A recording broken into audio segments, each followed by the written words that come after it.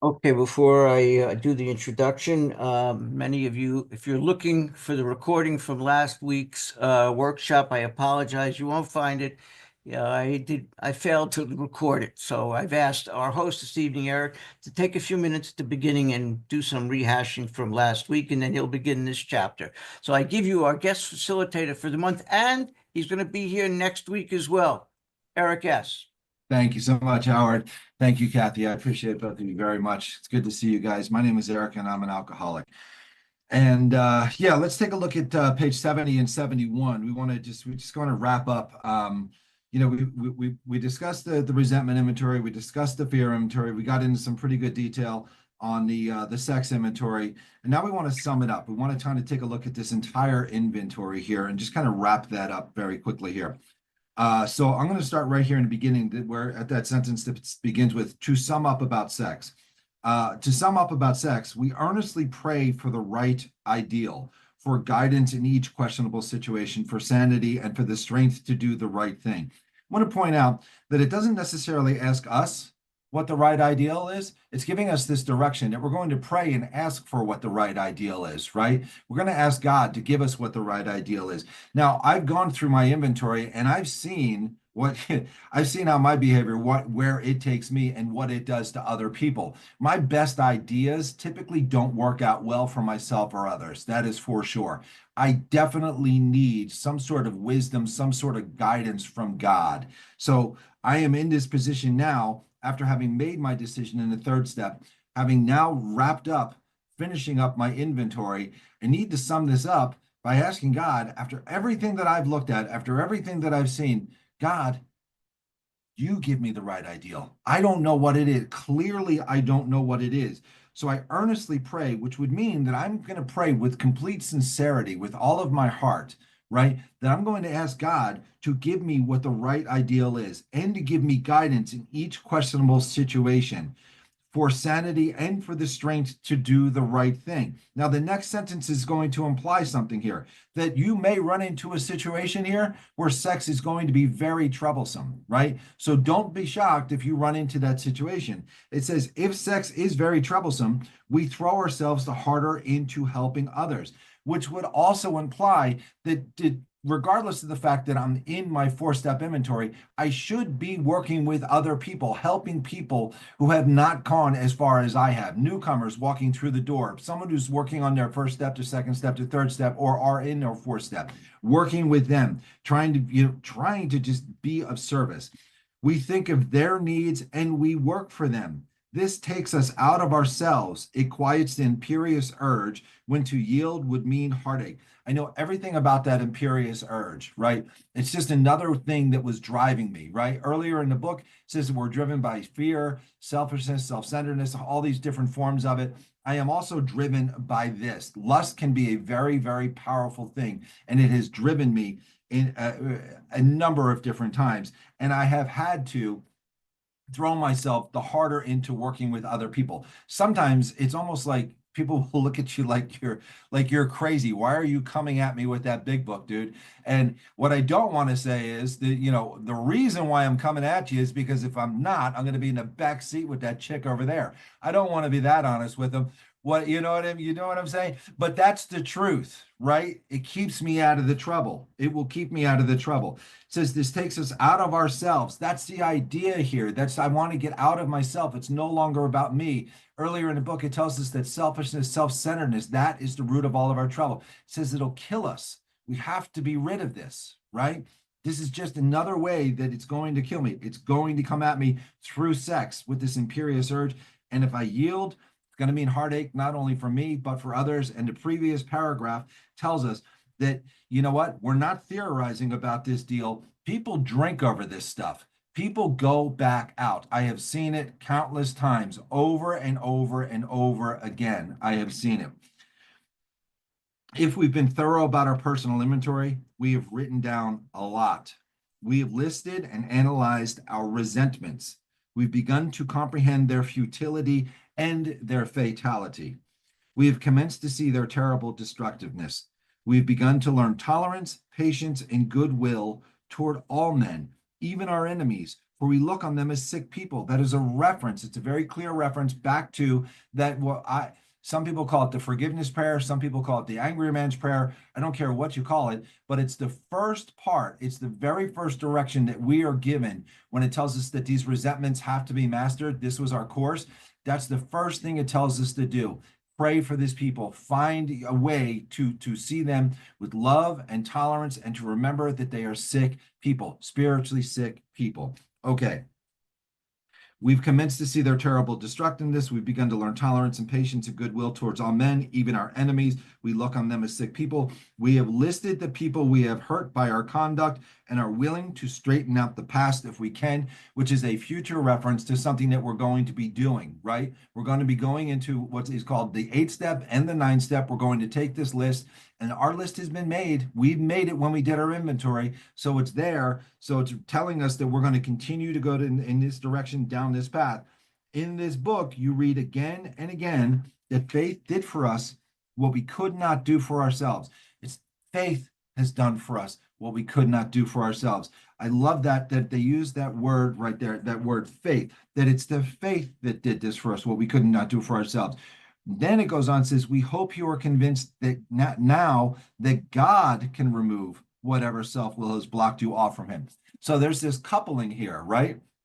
It's this faith and knowing and trusting and relying and depending upon with full confidence in God to actually do this, and that he can. It's that belief, knowing that God can do this, right?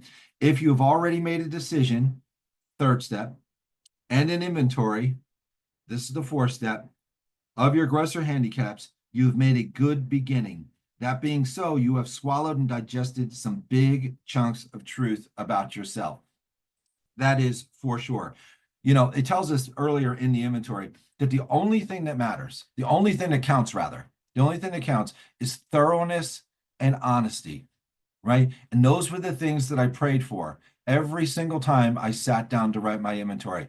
I asked God to help me set aside everything that I think I know about myself, everything I think I know about this 4-step inventory, and everything that I think I'm going to learn about God, to just set it all aside. And God, please help me be honest and thorough, and to not question or to challenge anything that comes to my mind. That was the directions that I was given. And that's the way that I did it. So when you do it that way, I promise you, there are going to be things that are going to come to your mind. There's going to be people that come to your mind, and the inventory can get quite large, right? And you may be questioning, why is it? I mean, why are these people coming to mind? I don't know. Doesn't matter. Just write this stuff down. God will reveal it in time. Just continue to pray about it, and it will be revealed. So once we've done all of this and we've gotten all of this inventory down on paper, then the big question is, what do we do with it, right? I hear some people say, burn it. I say, you can't burn it. You got to read it to somebody. Don't do that. Don't do that, right?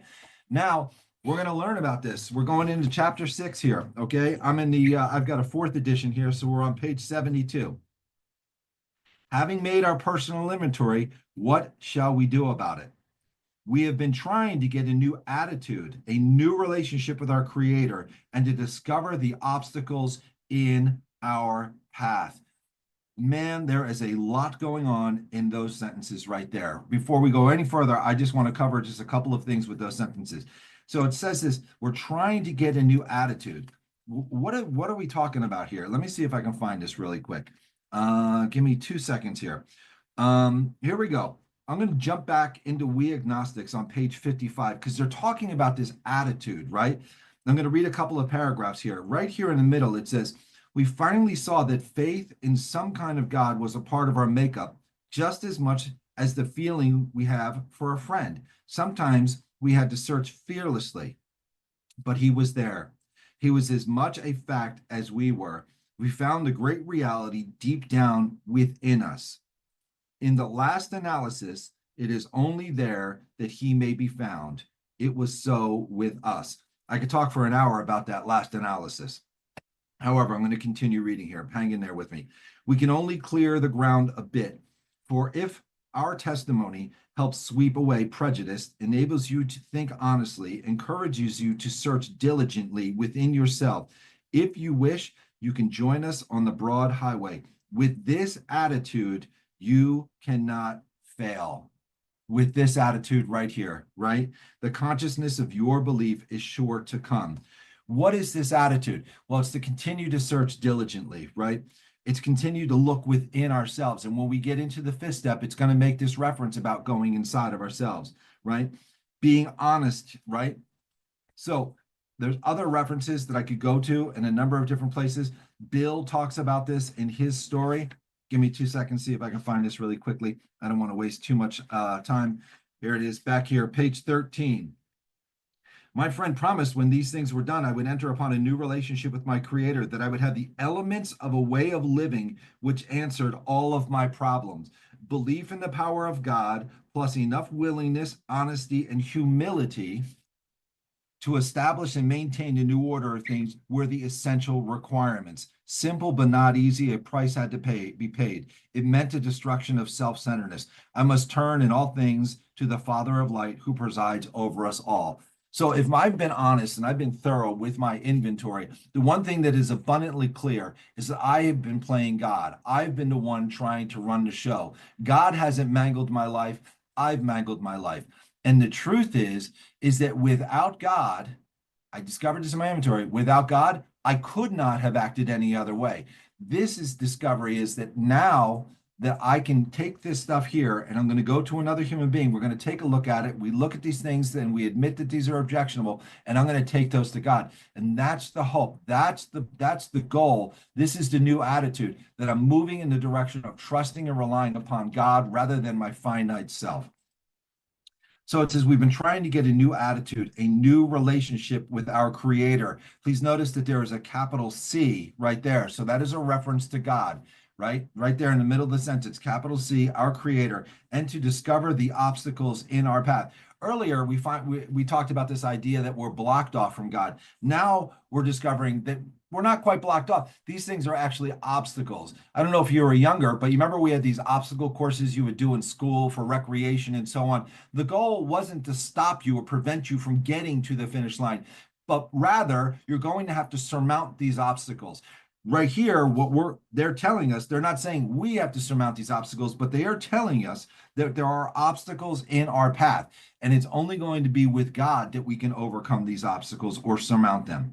So it says we have admitted certain defects, certain, right, in our inventory, just certain ones, right? Not all of them. We haven't gotten to the exact nature yet. We've admitted certain defects. We've ascertained in a rough way what the trouble is. We put our finger on the weak items in our personal inventory. Now these are about to be cast out. This requires action on our part, which, when completed, will mean that we've admitted to God, to ourselves, and to another human being the exact nature of our defects. I want to be clear that when they say the exact nature, when you read that word nature, what they're talking about is what's going on inside of us, not on the outside. They're talking about what's going on inside of me with these defects, right? With this fear, with this selfishness, with this self-seeking, all of this stuff that's causing me and driving me to behave the way that I'm behaving, which is doing all the harm. Okay. So this is the internal job here. This brings us to the fifth step of the program of recovery mentioned in the preceding chapter. I want to tell you that this is more than just sitting down and having a conversation with someone. It's going to give us a number of directions. It's going to tell us and show us who we should choose, why we should choose certain people, be careful of certain things, right? And so on. So let's get into this. This is perhaps difficult, especially when discussing our defects with another person. We think we've done well enough in admitting these things to ourselves. There's little doubt about that.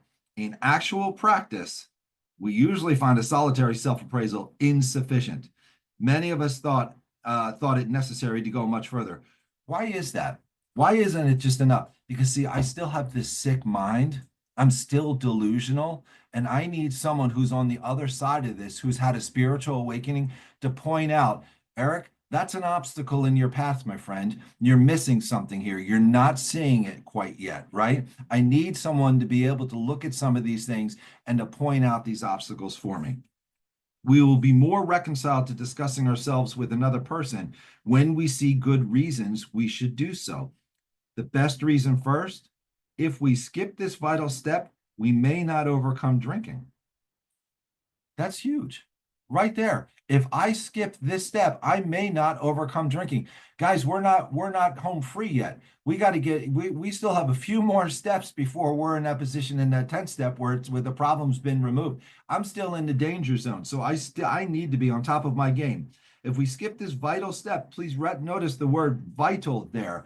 When I see that word vital, I always think about my organs, right? And I have a few vital organs in my body. Without these, I cannot survive.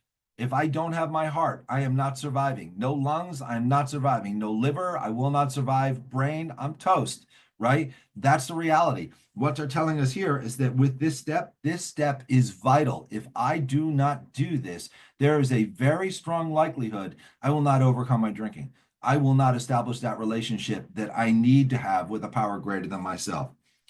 So next it goes on, says, time after time, newcomers have tried to keep to themselves certain facts about their lives, trying to avoid this humbling experience. They turn to easier methods. Didn't we read about that a little bit earlier? We thought there was an easier, softer way, right? No, but there isn't. It doesn't work that way. So we tried to avoid this humbling experience. They turned to easier methods. Almost invariably, they got drunk. Having persevered with the rest of the program, they wondered why they fell. We think the reason is they never completed their house cleaning. They took inventory all right, but hung on to some of the worst items in stock. They only thought they had lost their egoism and fear. They only thought they had humbled themselves, but they had not learned enough humility, fearlessness, and honesty in the sense we find it necessary until they told someone else all their life story. There is yet another reference to this new attitude that we're trying to get, right? We want an attitude that is honest, fearless, and humble, right? And it says, in the sense that we find it necessary until they've told someone else all their life story. Now, I want to caution people because this reference right here to all their life story, you hear people writing out these biographies and it's 600 pages. Please don't do that. I won't listen to it. I'm sorry. You come to me with that, I'm not listening to it. I'm going to say it's great. Maybe, I don't know, try to sell it on Amazon, putting it in an ebook. I don't know. I'm not going to listen to it. What we do here is we tell the story of our lives through this inventory. That inventory tells the entire story. It cuts, trims through all the fat, gets through the meat, gets to the bone, gets right down to the bone marrow. That's what I want to know about. That's the story we're interested in, right? Um, uh, I remember my first experience with my sponsor, and I love him. And it was a dirty little trick he did with me in the beginning. He knew that I may have one or two take it to the graves, right? Some of us do. We come in here and it's like, I'm taking this one to the grave. This is a take it to the grave. No one's ever going to know about this. So I sat down with my sponsor and we did some prayer and we did some quiet meditation. And he asked me if I was ready, and I said that I was. And then he said, would it be helpful if I told you some of my inventory, just to kind of break the ice? And I said, sure. And he tells me this horrendous story, right? And I said, wow, my God, if he can share that with me so freely and openly, I can certainly share my stuff with him. And he says, do you have any take it to the graves? And I said, I do. He said, let's just get it right out of the way. And I said, all right. And we jumped right into it. And I told him, and that the floodgate opened and this relief came over me. And I started to feel this sense of comfort. And guess what else I started to feel? I started to feel like a community. I started to feel connected to another human being. I started to feel like I was a human being for the first time in my life, right there, right? Now I'm going to tell you what he did to me. And I love the guy, and we still laugh about it today. When we were done with the fifth step, he said, do you remember what I told you? And I said, yeah. He goes, no, I made that up. I knew I just had to come up with something horrendous to get you comfortable to tell me everything. And you know what? I wasn't even angry at him at all, right? See, this is what I'm talking about, is sitting down with someone that has been through this process, that knows you better than you know you, and they know what you need. They know how to approach you. They've been through this. They know how to do this. They know how to soften you up and lighten you up so that you can relax and get into this. And that's exactly what he did. Had he not done that, I may have taken a couple of those things to the grave. I may not be here tonight doing this, right? I'm eternally grateful to that man for doing that with me, right? All right. Let's go on. More than most people, the alcoholic leads a double life. No, not me. No, right? Right. Here's the thing. I want to talk to you about this. More than most people, the alcoholic leads a double life, sitting in the rooms of Alcoholics Anonymous. Sitting in the rooms of Alcoholics Anonymous, not just out there. When we're out there drinking, we're always leading a double life. No doubt about that. I mean, that's not, I mean, every one of us can admit to that. I'm sure of that. I'm sure we've all lied about our drinking. We've all lied about our behaviors. There's no doubt about that. That's clear. But sitting in the rooms of Alcoholics Anonymous, I want to pretend to be something that I'm not. I don't want to admit to the things that I'm doing. I want to be this guy that walks into a meeting that shares this great message that talks about prayer and meditation, and I'm so connected. But guess what? The moment I leave here, I look around, I see you guys aren't looking. I'm going that way and down that way. That's where the chicks are. That's where the gambling is. That's where all the fun stuff is, right? And I don't want you to know it. I don't want you to know about it. Or I get home and the phone starts ringing. And what do? I just turn the phone off. I put it on silence and I tell people, no, I didn't hear you, but I'm spending hours on the internet, right? You know what I'm doing. You guys know what I'm talking about, right? There's all sorts of different things. Or I'm still stealing from work. I'm still telling some lies. I'm still embellishing some stories. You know what it is. Or I'm still walking around with all of this fear. I'm still afraid of God. I'm not trusting God that God's going to take care of me, right? I'll tell you a story that I'm doing well. I'll look you in the eyes and say, oh, yeah, trust God, give it all to God. And then I walk away and say, yeah, but when are you going to trust God, Eric? When are you going to give it all to God? Leading this double life, right? And if I'm leading this double life, oh man, that is one of the most painful experiences. And I lived it. And I know it because I lived it. I experienced it. So this is definitely a reference to me. I could go on and on about different ways we could look at this double life. But I'm sure if you yourself are sitting in this meeting listening to this right now, if you're leading a double life, you already know in which way you're leading the double life. You already know it, right?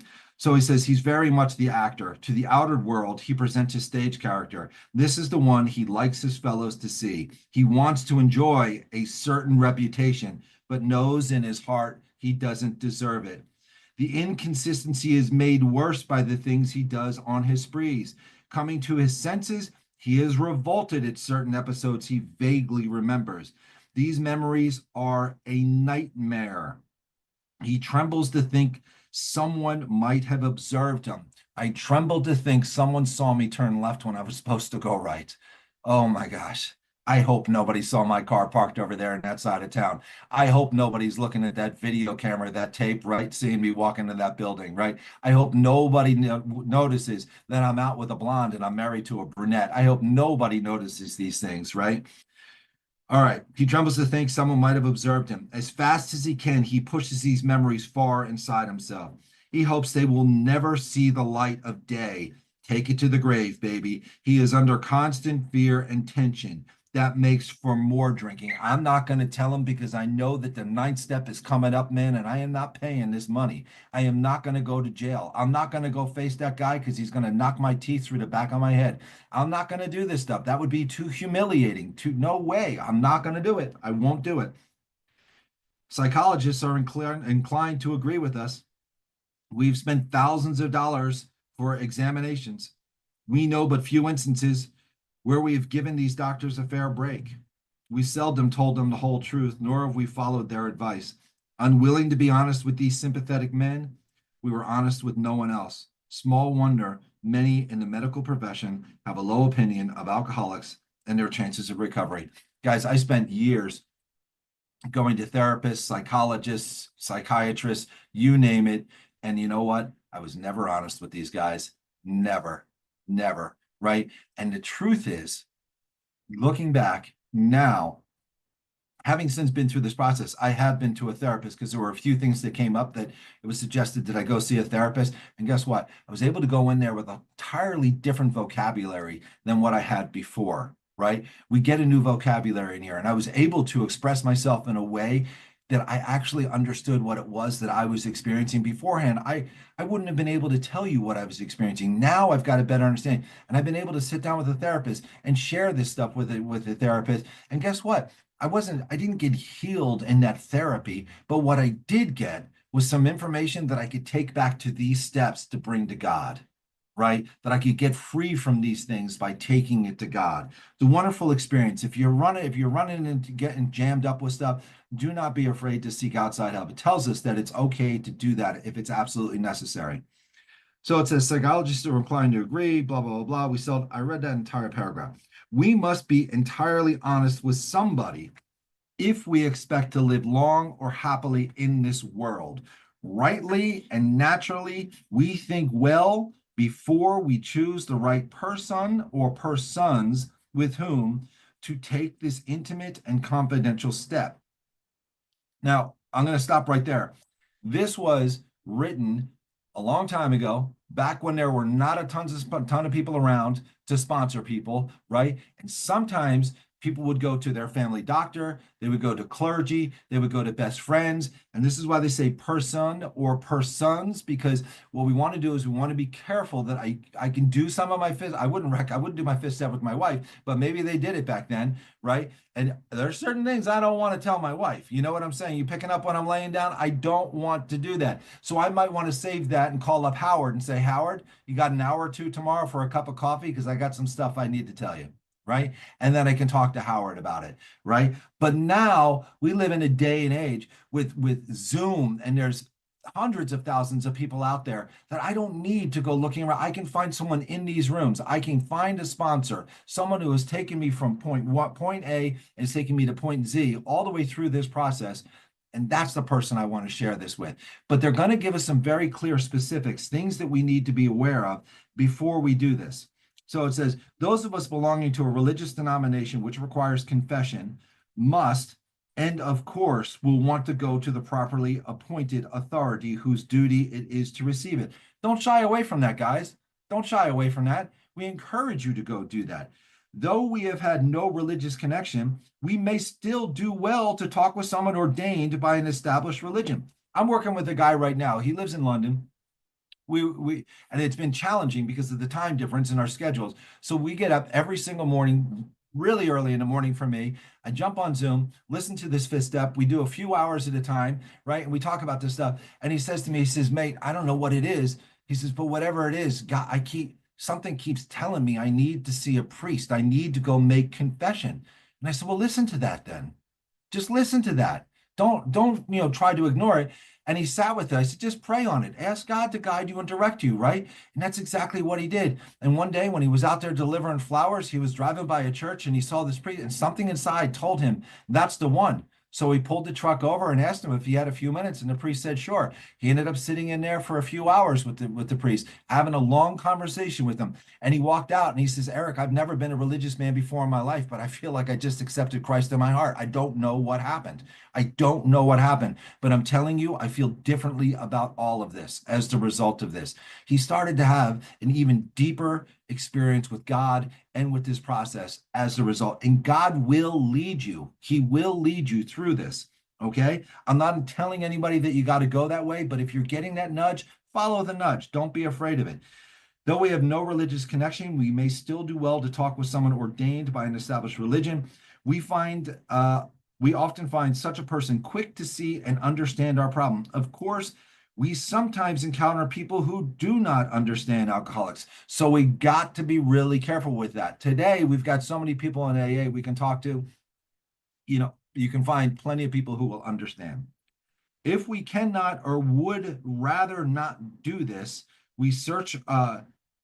If we cannot or would rather not do this, we search our acquaintance for a closed mouth. Now, pay attention to this. For a closed mouth, understanding friend. Closed mouth. It is important that you feel comfortable with this person, that they will keep a confidence, that they will keep what is discussed between you, them, and God, right? That is really important. If I didn't feel that with my sponsor, there's no way I would have revealed any of this. Perhaps a doctor or a psychologist will be the person. It may be one of our own family, but we cannot disclose anything to our wives or our parents which will hurt them and make them unhappy, right? That's why I wouldn't do a fifth step with my wife. There's no reason. I won't do it with my mom. I'm not going to tell her. I won't even do it with my father. They don't need to know. They don't need to know the places that I've been, the things that I've done. They don't need to know that, right? We have no right to save our own skin at another person's expense. Such parts of our stories we tell to someone who will understand, yet be unaffected. the rule is we must be hard on ourselves, but always considerate of others, right? And that's the thing. And I look at this from two different perspectives. As the gentleman who's about to do a fifth step, also I look at, excuse me, excuse me. I also look at it from the other side, where I'm the one who's going to listen to the fifth step, right? And if there is something that you are going to tell me that I may be affected, where it will affect my judgment in listening to you, I may direct you to somebody else. For example, if you tell me that you went off and you murdered 10 people, I have not murdered 10 people. I don't know anything about that. I don't know anything about that. Thank God. Doesn't mean I didn't fantasize because I had a long list. But I may direct you towards someone who's been there. Now, there was one where, and I'll bring it up real quick, and because my time's almost up, where there was a resentment about politics, and they were all jammed. And I said, I can't. I left for the music sound, and I'll finish this up real quick. I said, I can't listen to this because I do not identify or relate, and I'm being affected by this, and I feel like I have certain judgments and I have certain ideas that are starting to come up that will affect this conversation that we're going to have, and I cannot put an obstacle out there that's going to block you from your relationship with God. So what I'd like you to do is to search out someone who's really aligned with you politically, that's been through this process, that's had a spiritual experience, and you can take this stuff to them, right? And go through it with them. And then when you're on the other side of it, tell me what you got out of it. Let's talk about that, right? But I can't help you going through this only because of the attack that it's coming at, right? And so I've got to be really, really careful, and I've got to be honest, because the truth is that someone's lives on the line. Their life is on the line. And it's 100% depends upon them gaining that access to a power grid of themselves. And if there's something in me that's going to block them or create an obstacle for them, I need to recuse myself, at least for that part of the inventory. And that's as far as we could get here tonight. Sorry, guys. I enjoyed myself, and I look forward to hearing the comments and the shares. Thank you.